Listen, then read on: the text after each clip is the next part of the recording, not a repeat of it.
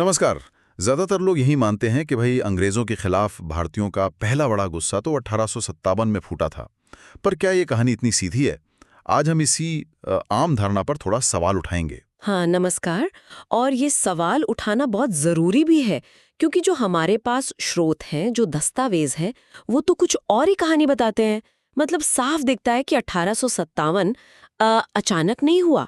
उससे बहुत पहले से, दशकों से भारत के अलग-अलग हिस्सों में ना ब्रिटिश राज के खिलाफ एक असंतोष पनप रहा था, विरोध हो रहा था अलग-अलग तरीकों से। तो आज हम यही करने वाले हैं। इन स्रोतों की मदद से हम 1857 से पहले के भारत में झांकेंगे, समझेंगे कि वो कौन से नागरिक विद्रोह थे, आदिवासियों के आंदोलन कैसे थे, किसानों के क्या संघर्ष थे, और हाँ, सिपाहियों के विद्रोह भी, जिन्होंने कहीं ना कहीं उस बड़े गदर की 1857 की जमीन तैयार की थी। बिल्कुल। और हम ये भी देखेंगे कि ये जो विरोध थे, ये क्यों हो रहे थे, इनके पीछे कौन सी वजहें थीं, क्या ताकतें काम कर रही थीं, और कैसे ये सीधे सीधे अंग्रेजों की नीतियों का नतीजा थे। मतलब समाज के हर तबके की आवाज़ थी इनमें। किसान, कारीगर, आदिवासी, पुराने राजे रजवाड़े, सैनिक सब शामिल थे। ठीक है, तो चलिए शुरू करते हैं ये गहरी छानबीन। सबसे पहले यही समझते हैं कि भाई लोगों ने ब्रिटिश शासन को ऐसे ही चुपचाप मान नहीं लिया था। तो ये जो असंतोष था, इसकी जड़ें कहाँ थी? मतलब मुख्य कारण क्या थे जो स्रोत बताते हैं? देखिए, कारण तो कई थे, बहुआयामी थे जैसा मैंने कहा, लेकिन शायद सबसे गहरा असर जो था वो उनकी आर्थिक नीतियों का था। खासकर जो उनकी भू राजस्व नीतियां थीं, उन्होंने तो तबाही मचा दी थी। मतलब लगान वगैरह? हाँ, बहुत भारी लगान, नए नए टैक्स लगा देना, और सबसे बड़ी बात, किसानों को उनकी पुश्तैनी जमीनों से बेदखल कर देना। ये बहुत आम हो गया था। और ये सिर्फ मतलब पेट का सवाल नहीं था, है ना? ये उनकी पहचान, उनके सामाजिक ताने बाने पर हमला था। और ये सिर्फ किसानों तक ही नहीं था, शायद आदिवासी इलाकों का क्या हाल था? हाँ, बिल्कुल। आदिवासी समुदायों के साथ भी यही हो रहा था। उनकी जमीनों पर कब्जा हो रहा था, उनके जो जंगल पर अधिकार थे वो छीने जा रहे थे, और फिर ये जो राजस्व प्रशासन था वो उनके इलाकों में घुसता जा रहा था, जिसे वो बाहरी दखल मानते थे। उनकी जो पूरी जीवन शैली थी वो उजड़ रही थी। और इसी बीच वो बिचौलिए भी आ गए ना, साहूकार, लगान वसूलने वाले। हाँ हाँ, बिल्कुल। एक नया वर्ग ही पैदा हो गया था, ये बिचौलिए, मतलब लगान वसूलने वाले, साहूकार। इन्होंने तो शोषण को और कई गुना बढ़ा दिया। आम आदमी पिस रहा था इनके बीच। अच्छा, और आर्थिक मोर्चे पर एक और बात जो कही जाती है वो भारतीय उद्योगों का पतन। मतलब ब्रिटेन का माल यहाँ आ रहा था और हमारे अपने कारीगर, उनका क्या हुआ? वो एक और बड़ा झटका था। ब्रिटेन की मिलों में बना सस्ता कपड़ा, दूसरा सामान, उससे भारत के बाजार भर गए। और ऊपर से जो भारत की अपनी दस्तकारी थी, खासतौर पर हथकरघा उद्योग, उन पर भारी टैक्स लगा दिए। ओह, तो दोहरी मार हो गई। बिल्कुल। नतीजा ये हुआ कि लाखों कारीगर, हुनरमंद लोग वो बेरोजगार हो गए। अब उनके पास कोई चारा नहीं था सिवाय खेती मजदूरी के। तो जमीन पर आबादी का बोझ और बढ़ गया। ये एक तरह से आप कह सकती हैं सोची समझी आर्थिक तबाही थी, जिसने समाज की कमर तोड़कर रख दी। तो ये तो हो गया आर्थिक कारण, जमीन, टैक्स, उद्योग। पर क्या सिर्फ यही वजहें थी या कुछ और भी था जो लोगों को ब्रिटिश राज के खिलाफ कर रहा था? नहीं, और भी बातें थी। एक तो ये कि ब्रिटिश शासन का जो विदेशी चरित्र था वो लोगों को खटकता था। अंग्रेजों का भारतीयों के प्रति जो रवैया था वो अक्सर घमंड भरा, अपमानजनक होता था। ये बात लोगों को चुभती थी। और पुराने शासकों का क्या हुआ? नवाब, राजे? हाँ, जब पुराने राजा, नवाब, जमींदार हटे तो उन पर जो आश्रित एक बड़ा वर्ग था, जैसे पंडित, मौलवी, कलाकार, उनके अपने सैनिक, वो सब बेसहारा हो गए। उनको जो संरक्षण मिलता था वो खत्म हो गया। तो जाहिर है वो भी अंग्रेजों के खिलाफ हो गए। अच्छा, और कानून, अंग्रेजी कानून व्यवस्था कैसी थी? क्या उससे कुछ राहत थी? विडंबना देखिए कि ये जो औपनिवेशिक कानून और अदालतें थी ना, वो ज्यादातर सरकार और उसके जो सहयोगी थे, जैसे जमींदार, व्यापारी, साहूकार, उन्हीं के हितों की रक्षा करती थी। आम आदमी के लिए इंसाफ पाना बहुत मुश्किल था। कई बार तो लोगों को लगता था कि भाई अब हथियार उठाने के अलावा कोई रास्ता ही नहीं बचा है। ये पृष्ठभूमि समझना वाकई बहुत जरूरी है। इसी माहौल में फिर अलग अलग तरह के विद्रोह हुए। बिपिन चंद्रा जैसे इतिहासकारों ने इनको बांटा भी है, जैसे नागरिक विद्रोह, आदिवासी विद्रोह, किसान आंदोलन। हम इसमें सिपाही विद्रोह को भी जोड़कर देख सकते हैं। तो चलिए पहले नागरिक विद्रोहों की बात करते हैं। ये कैसे थे, कौन लोग थे इनमें? हाँ, तो ये जो नागरिक विद्रोह थे, इनका नेतृत्व अक्सर कौन करता था? पुराने शासक, उनके रिश्तेदार, या वो जमींदार जिन्हें हटा दिया गया था, या फिर कभी-कभी धार्मिक नेता भी। और इनको समर्थन कहाँ से मिलता था? किसानों से, बेरोजगार हो चुके कारीगरों से, पुराने सैनिकों से। अच्छा, और इनका मकसद क्या होता था? मतलब क्या चाहते थे ये लोग? ज्यादातर इनका मकसद होता था अंग्रेजों के आने से पहले जो व्यवस्था थी उसे वापस लाना, मतलब पुराने अच्छे दिन वापस लाना। कोई नया समाज बनाने का सपना नहीं था, बल्कि जो छिन गया था उसे वापस पाना चाहते थे। थोड़ी परंपरावादी सोच थी। क्या हम कुछ उदाहरणों से समझ सकते हैं? लिस्ट तो बहुत लंबी है विद्रोहों की, शायद श्रोताओं को बोझिल लगे, पर कुछ खास विद्रोह जो इस पैटर्न को दिखाते हो। हाँ बिल्कुल, जैसे बंगाल का सन्यासी विद्रोह, ये बहुत महत्वपूर्ण है। 1770 से लेकर 1820 तक चला। ये शुरू हुआ था तीर्थ यात्रा पर जो रोक लगा दी थी अंग्रेजों ने, उसके खिलाफ, और 1770 का जो भयानक अकाल पड़ा था उसके बाद। अच्छा, सन्यासी विद्रोह, इसमें हिंदू मुस्लिम दोनों थे। हाँ, यही खास बात है। इसमें हिंदू सन्यासी जैसे नागा, गिरी और मुस्लिम फकीर दोनों शामिल थे। ये लोग पहले स्थानीय शासकों की सेनाओं में होते थे। मजनू शाह, चिराग अली, भवानी पाठक और हाँ, देवी चौधुरानी जैसे नेता थे इसमें। इन्होंने अंग्रेजी फैक्ट्रियों पर, खजानों पर हमले किए। बंकिम चंद्र चटर्जी ने अपने उपन्यास आनंद मठ और देवी चौधुरानी में इसी विद्रोह को अमर कर दिया। और दक्षिण भारत में, वहां भी तो इस तरह का कुछ हुआ था। वो पॉलीगर विद्रोह के बारे में बहुत सुना है। ये पॉलीगर कौन थे और ये विद्रोह क्यों इतना अहम माना जाता है? हाँ, पॉलीगर विद्रोह ये भी बहुत जबरदस्त था। 1795 से 1805 तक चला, खासकर तमिलनाडु के तिरुनेलवेली जैसे इलाकों में। पॉलीगर असल में स्थानीय सरदार या मुखिया होते थे। उन्हें सैनिक सेवा के बदले जमीनें मिली हुई थीं। तो जब ईस्ट इंडिया कंपनी ने उनके अधिकार छीनने की कोशिश की, भारी टैक्स लगाए, तो उन्होंने लड़ाई छेड़ दी। कोई बड़ा नेता इस विद्रोह का? हाँ, कट्टाबोम्मन नायक का नाम बहुत मशहूर है। उन्हें पकड़कर फांसी दे दी गई थी। ये सिर्फ जमीन या पैसे की लड़ाई नहीं थी, ये अपनी स्वायत्ता, अपना सम्मान बचाने की लड़ाई थी। और इसमें विदेशी शासन के प्रति जो नफरत थी वो साफ दिखती है। और त्रावणकोर के दीवान वेलुथम्पी या केरल के पजस्सी राजा, जिन्हें केरल सिंगम कहते हैं, ये भी इसी तरह के उदाहरण है क्या? निश्चित रूप से। वेलुथम्पी ने 1808-9 में वो जो सहायक संधि थी उसका बोझ बढ़ रहा था, अंग्रेजी दखल बढ़ रहा था, उसके खिलाफ आवाज उठाई थी। उनकी वो कुंडारा उद्घोषणा बहुत प्रसिद्ध है। और पझस्सी राजा ने तो मालाबार में अंग्रेजी कब्जे और उनकी राजस्व नीतियों के खिलाफ सालों तक गुरिल्ला युद्ध चलाया था। 1797 में, फिर 1800 से 1805 तक। ये सब दिखाता है कि जो पुराना सत्ताधारी वर्ग था उसने इतनी आसानी से हार नहीं मानी थी। एक और विद्रोह जिसका जिक्र जरूरी लगता है, ओडिशा का पाइक विद्रोह 1817 का। ये पाइक कौन थे और इनका गुस्सा क्यों भड़का था? हाँ, पाइक विद्रोह भी बहुत अहम है। पाइक जो थे वो उड़ीसा के पारंपरिक सैनिक थे, मतलब जमीनी सैनिक, पैदल सेना।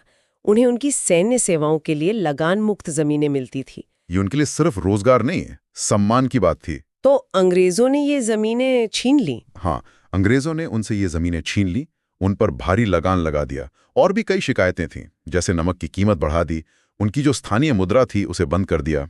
तो बख्शी जगबंधु विद्याधर के नेतृत्व में ये पूरा पाइक समुदाय उठ खड़ा हुआ। ये विद्रोह भी यही दिखाता है कि अंग्रेजी नीतियां सिर्फ आर्थिक नहीं बल्कि सामाजिक और सांस्कृतिक चोट भी पहुंचा रही थीं। ठीक है, तो ये हुए नागरिक विद्रोह। अब किसानों के आंदोलनों पर आते हैं।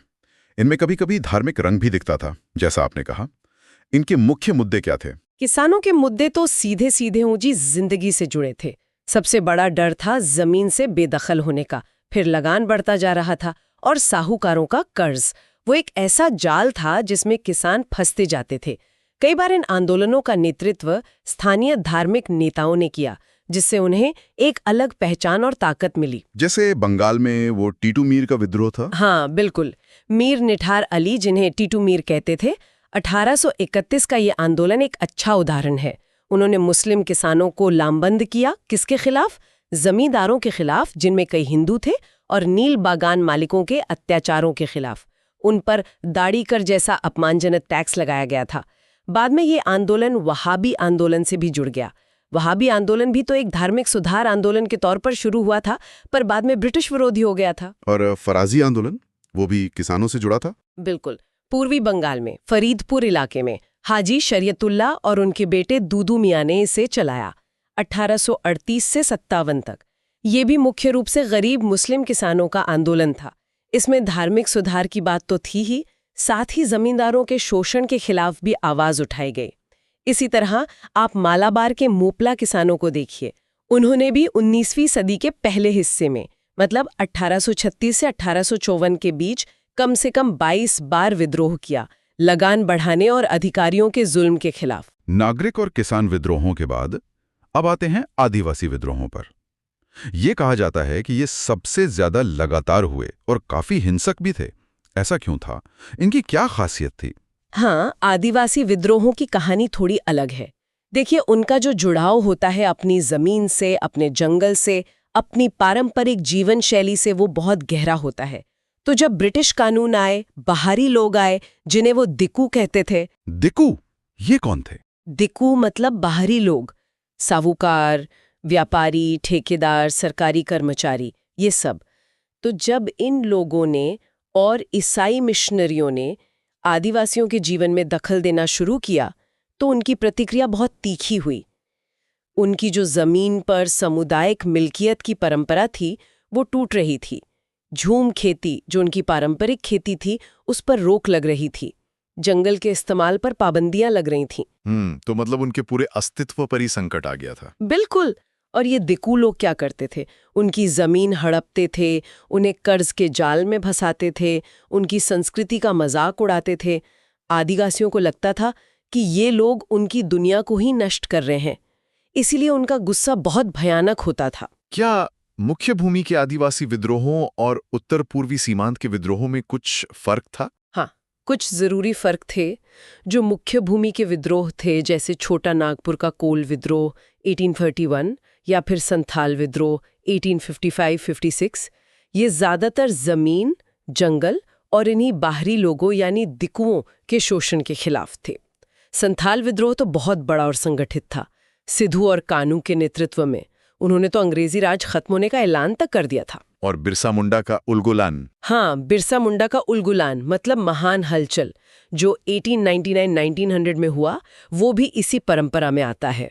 उसमें सामाजिक धार्मिक सुधार की बात भी थी और राजनीतिक आजादी की भी। और उत्तर पूर्व के विद्रोह, वो पैसे अलग थे? उत्तर पूर्व के जो विद्रोह थे, जैसे असम में अहोम विद्रोह हुआ 1828 या मेघालय में खासी विद्रोह 1829 से 33, वो अक्सर सीधे सीधे राजनीतिक स्वायत्तता या आज़ादी के लिए थे। वहाँ जमीन या जंगल के मुद्दे उतने बड़े नहीं थे, क्योंकि उन पर ज्यादातर आदिवासियों का ही कब्जा था। ये विद्रोह थोड़े बाद में शुरू हुए, क्योंकि अंग्रेज वहाँ देर से पहुंचे थे, लेकिन ये चले ज्यादा लंबे। जैसे तीरथ सिंह के नेतृत्व में खासी विद्रोह क्यों हुआ? क्योंकि अंग्रेज वहाँ सड़क बना रहे थे और बाहरी लोग आ रहे थे। ये सारे विद्रोह दिखाते हैं कि प्रतिरोध कितना गहरा और कितना अलग अलग तरह का था। लेकिन एक और मोर्चा था जहां असंतोष था, और वो थी कंपनी की अपनी फौज। 1857 के विद्रोह को हम अक्सर सिपाही विद्रोह कहते हैं, पर क्या इससे पहले भी सिपाही बगावत कर चुके थे? हाँ, बिल्कुल। 1857 से पहले भी कई बार सिपाहियों ने अपने अंग्रेज अफसरों के खिलाफ विद्रोह किया था, और इसके कारण भी कई थे, जैसे वेतन और प्रमोशन में भेदभाव होना, अंग्रेज अफसरों का बुरा बर्ताव करना, सिपाहियों की धर्म और जाति से जुड़ी भावनाओं को ठेस पहुंचाना। और वो भत्ता वाला मामला भी था ना? हाँ, वो बहुत बड़ा कारण था। खासकर जब उन्हें दूर दराज या समुद्र पार लड़ने भेजा जाता था, तो उन्हें एक अतिरिक्त भत्ता मिलता था, जिसे भत्ता कहते थे। जब ये भत्ता बंद कर दिया जाता था तो बहुत गुस्सा फैलता था। क्या धार्मिक भावनाएं भी एक बड़ा कारण थी इन शुरुआती सिपाही विद्रोह में? हाँ, कई मामलों में तो थीं। जैसे 1806 का वेल्लोर विद्रोह, वो क्यों हुआ? क्योंकि सिपाहियों को एक नई तरह की पगड़ी पहनने का आदेश दिया गया था, जिसमें कहा जाता है कि जानवरों की खाल का इस्तेमाल होता था। तो हिंदू और मुस्लिम दोनों सिपाहियों को लगा कि ये उनके धर्म का अपमान है, और इस विद्रोह में तो उन्होंने टीपू सुल्तान के बेटों को शासक घोषित कर दिया था और मैसूर का झंडा फहरा दिया था। अच्छा, और 1824 में बैरकपुर में भी तो कुछ हुआ था। हाँ, 1824 में बैरकपुर छावनी में सिपाहियों ने बर्मा जाने से इनकार कर दिया था। क्यों? क्योंकि उन्हें डर था कि समुद्र यात्रा करने से उनकी जाति भ्रष्ट हो जाएगी। तो क्या ये सिपाही विद्रोह सिर्फ फौज के अंदर के मामलों तक ही सीमित थे? मतलब वेतन, भत्ता, पगड़ी? नहीं, ऐसा नहीं कह सकते। देखिए, सिपाही जो थे वो समाज से कटे हुए तो थे नहीं, ज्यादातर किसान परिवारों से आते थे। तो गांव देहात में जो अन्याय हो रहा था, जो शोषण हो रहा था, उसे वो महसूस करते थे। तो उनकी अपनी शिकायतों के साथ साथ आम लोगों की जो तकलीफें थीं, वो भी उनके गुस्से का कारण बनती थीं। तो ये सिलसिला काफी पुराना था, मतलब बहुत पुराना। आप 1764 में बंगाल के सिपाहियों के विद्रोह से शुरू कीजिए और फिर 1840 और 50 के दशक में देखिए, अलग अलग रेजिमेंटों में विद्रोह हुए। 34वीं नेटिव इन्फेंट्री, 22वीं, 66वीं, 37वीं। अक्सर ये तब होते थे जब उन्हें नए जीते गए इलाकों में भेजा जाता था, जैसे सिंध या पंजाब, और वहां उन्हें कम वेतन या भत्ता मिलता था। तो ये दिखाता है कि फौज के अंदर असंतोष लगातार सुलग रहा था। तो ठीक है, हमने देखा कि नागरिक विद्रोह हुए, किसानों के आंदोलन हुए, आदिवासियों ने लड़ाई लड़ी, सिपाहियों ने बगावत की। इतने सारे विद्रोह, ये लिस्ट तो वाकई बहुत लंबी है। लेकिन फिर सवाल ये उठता है कि ये सब मिलकर 1857 से पहले एक बड़ा राष्ट्रीय आंदोलन क्यों नहीं बन पाए? मतलब इनकी कमजोरियां क्या थीं? हाँ, ये बहुत जरूरी सवाल है और स्रोत इसकी कई वजह बताते हैं। पहली बात तो ये कि ये जितने भी विद्रोह थे, ये ज्यादातर स्थानीय थे, लोकल मुद्दों पर आधारित थे और अपने अपने इलाकों तक ही सीमित थे। मतलब बंगाल के सन्यासी को शायद दूर दक्षिण के पॉलीगर की लड़ाई से कोई सीधा मतलब न हो। उनमें एक आपसी तालमेल, एक अखिल भारतीय सोच, उसकी कमी थी। अलग अलग लड़ रहे थे सब। और नेतृत्व कैसा था इनका? नेतृत्व भी एक मुद्दा था। अक्सर नेता कौन थे? पुराने जमींदार, सरदार। उनकी सोच काफी हद तक सामंती थी, पिछड़ी हुई थी। वो अंग्रेजों के आने से पहले का अच्छा पुराना वक्त वापस लाना चाहते थे, लेकिन भविष्य के लिए कोई नया, कोई प्रगतिशील नजरिया या कोई सामाजिक आर्थिक कार्यक्रम वो उनके पास नहीं था। मतलब वो मौजूदा व्यवस्था से दुखी तो थे, पर उसका विकल्प क्या हो ये साफ नहीं था। क्या उस समय तक राष्ट्रवाद की भावना उतनी मजबूत नहीं हुई थी? ये भी एक कारण हो सकता है। हाँ बिल्कुल, उस वक्त तक एक साझा भारतीय पहचान या राष्ट्रवाद की भावना उतनी ताकतवर नहीं हुई थी। लोग अपनी स्थानीय पहचानों से ज्यादा जुड़े थे, अपनी जाति, अपना धर्म, अपना इलाका। उनका जो विरोध था वो अंग्रेजी शासन की वजह से पैदा हुई परिस्थितियों के खिलाफ था, ना कि किसी एक साझा राष्ट्रीय पहचान के आधार पर। और लड़ने के तरीके? हाँ, वो भी ज्यादातर पारंपरिक थे। तीर कमान, भाले, तलवारें। अंग्रेजों की संगठित सेना, उनके नए हथियार, तोपें, उनके सामने ये कमजोर पड़ जाते थे। तो क्या हम ये मान लें कि ये सारे विद्रोह बेकार गए? इनका कोई मतलब नहीं निकला? नहीं नहीं, बिल्कुल नहीं। ऐसा सोचना गलत होगा। भले ही ये विद्रोह अपने फौरी मकासद में पूरी तरह कामयाब न हुए हों और अंग्रेजों ने अक्सर इन्हें बड़ी बेरहमी से कुचल दिया हो, लेकिन इनका ऐतिहासिक महत्व बहुत ज्यादा है। वो कैसे? इन्होंने लगातार ये साबित किया कि भाई भारत की जनता ने विदेशी शासन को चुपचाप माना नहीं है। इन्होंने विरोध की, संघर्ष की एक परंपरा बनाई, एक विरासत छोड़ी जो पीढ़ी दर पीढ़ी आगे बढ़ी। और इसी ने आखिरकार 1857 के महासंग्राम और फिर जो हमारा लंबा स्वतंत्रता आंदोलन चला, उसकी नींव रखी। ये चिंगारियां थीं जो सुलगती रहीं। तो आज की इस पूरी चर्चा से एक बात तो बिल्कुल साफ है कि 1857 का जो विद्रोह था वो कोई अचानक आसमान से नहीं टपका था। वो तो पिछले 100 सालों से या उससे भी ज्यादा समय से भारत के अलग अलग कोनों में जो असंतोष सुलग रहा था, उसी का एक बड़ा रूप था, एक विस्फोट था। बिल्कुल। चाहे वो नागरिक विद्रोह हो, किसानों के आंदोलन, आदिवासियों के संघर्ष या फिर सिपाहियों की बगावतें, ये सब उसी बड़े प्रतिरोध का हिस्सा थे जो ब्रिटिश राज की नीतियों के खिलाफ धीरे धीरे पनप रहा था। और इन सब के मूल में वही कारण थे जिनकी हमने बात की। आर्थिक शोषण जिसने किसानों, कारीगरों की कमर तोड़ दी, सामाजिक ताने बाने का टूटना, राजनीतिक अधिकारों का छिन जाना और लोगों की धार्मिक और सांस्कृतिक भावनाओं को जो चोट पहुंचाई गई थी। हाँ, ये सारे कारक मिलकर उस विस्फोटक स्थिति को बना रहे थे जो फिर 1857 में इतने बड़े पैमाने पर सामने आई। बिल्कुल। यहाँ एक बात सोचने वाली है आखिर में। अगर हम 1857 को एक शुरुआत की तरह देखने के बजाय उसे इन 100 सालों के दौरान हुए छोटे बड़े लगातार होते रहे विद्रोहों की लंबी कड़ी के एक चरम बिंदु, एक क्लाइमैक्स की तरह देखें तो इतिहास की हमारी समझ कैसे बदलती है। क्या होता अगर ये जो शुरुआती आंदोलन थे, जो अलग अलग जगहों पर अलग अलग वजहों से लड़ रहे थे, वो किसी तरह आपस में जुड़ने का कोई रास्ता निकाल पाते। ये सवाल शायद हमें इतिहास को सिर्फ घटनाओं के क्रम की तरह नहीं, बल्कि एक लगातार चलने वाली प्रक्रिया की तरह देखने में मदद करता है।